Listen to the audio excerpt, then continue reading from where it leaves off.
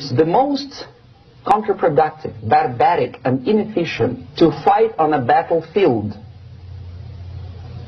You know that war is continuation of state policy, right? So if you want successfully to implement your state policy, and you start fighting, this is the most idiotic way to do it. The highest art of warfare is not to fight at all,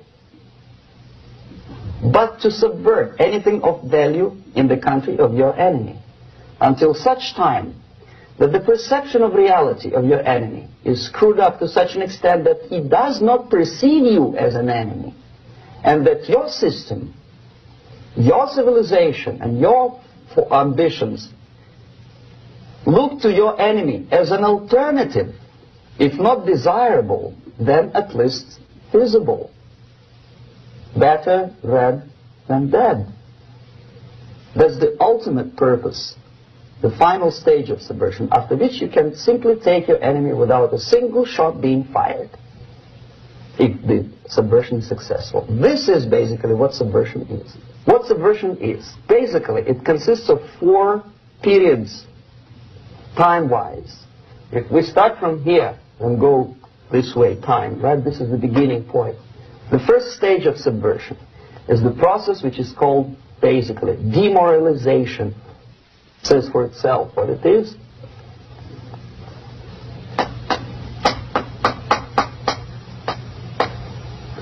It takes from say 15 to 20 years to demoralize a society. Why 15 or 20 years? This is the time sufficient to educate one generation of students or children. One generation, one lifetime span of a person, a human being, which is dedicated to study, to shaping up the outlook, ideology, personality. No more no less. Usually it takes from 15 to 20 years. What it includes? It includes influencing, or by various methods, infiltration, propaganda methods, direct contacts, doesn't really matter. I will describe them later. Of various areas where public opinion is formulated or shaped. Religion, educational system, social life, administration, law enforcement system, military, of course, and labor and employer agents of a foreign nation, bought, subverted, recruited, right? The moment all these movements will be directed in one direction, right?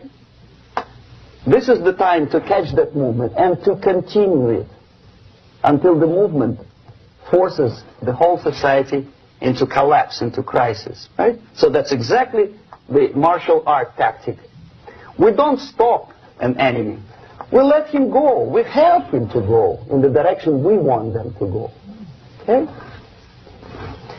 So, on the stage of demoralization, obviously there are tendencies in each society, in each country, which are going to opposite direction from the basic moral values and principles. To take advantage of these movements, to capitalize on them, is the main purpose of the originator of subversion.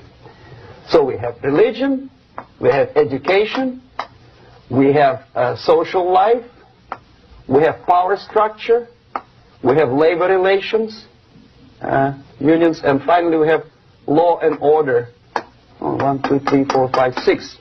Okay? These are the areas of application of subversion. What it means exactly?